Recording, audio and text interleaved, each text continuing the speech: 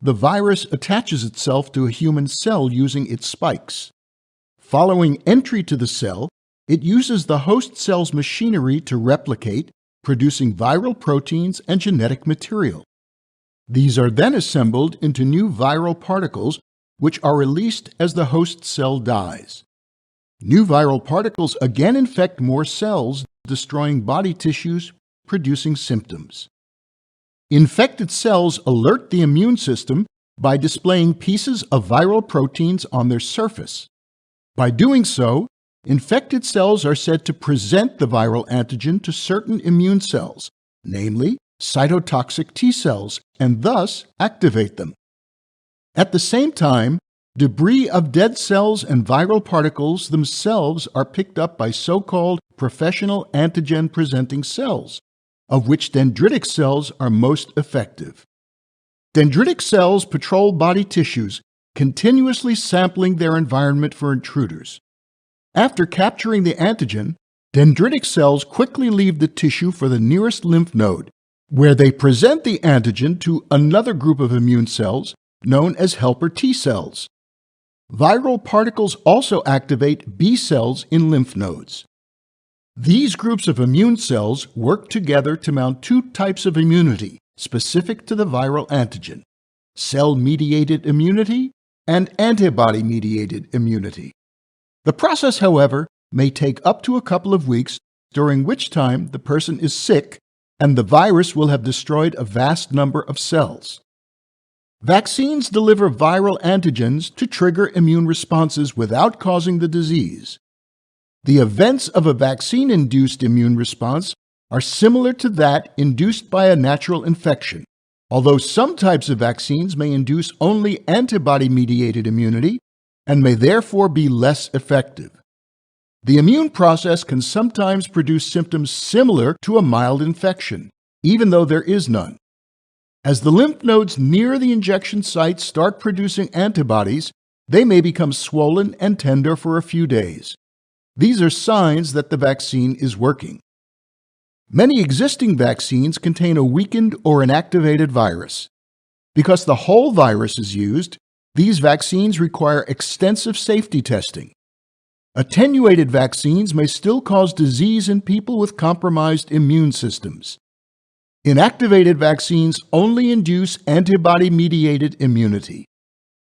Subunit vaccines contain only part of the virus, usually a spike protein. These vaccines cannot cause disease, but they may not be seen as a threat to the immune system and therefore may not elicit the desired immune response. For this reason, certain substances, called adjuvants, are usually added to stimulate the antigen-presenting cells to pick up the vaccine. A subunit vaccine may also consist of empty virus shells without genetic material. Having a typical size and shape of a pathogen, these vaccines may not require adjuvants to be perceived as danger, but they can be difficult to produce. Nucleic acid vaccines contain genetic information for making the viral antigen, instead of the antigen itself. DNA vaccines introduce viral DNA into the cell's nucleus, where it is transcribed into mRNA. The mRNA is translated into viral spike protein in the cytoplasm. The protein is then displayed on the cell's surface, just like with other types of vaccines. Naked DNA vaccines require a special delivery method to reach the cell's nucleus. Alternatively, a harmless, unrelated virus may be used as a vehicle to deliver the DNA. In this case, the vaccine is also known as a viral vector vaccine. For example, the Oxford AstraZeneca COVID-19 vaccine uses a chimpanzee adenovirus as a vector. The adenoviral genome is modified to remove viral genes, and the coronavirus spike gene is added. This way, the viral vector cannot replicate or cause disease, but it acts as a vehicle to deliver the DNA. The reason a non-human adenovirus is used is because most people may have been exposed to human adenovirus and have immunity against it. The immunity could destroy the vehicle before it can deliver the DNA and thus blunt the vaccine's effectiveness. DNA vaccines have raised concerns about the possibility of viral DNA integration into human genome. However, studies in animal models have shown that integration frequency is well below the frequency of natural, spontaneous gene mutations. mRNA vaccines introduce mRNA that contains information for making the viral protein. mRNA molecules are delivered within a lipid covering that will fuse with the cell membrane. Once inside the cytoplasm, the mRNA is translated into viral antigen, which is then displayed on the cell surface.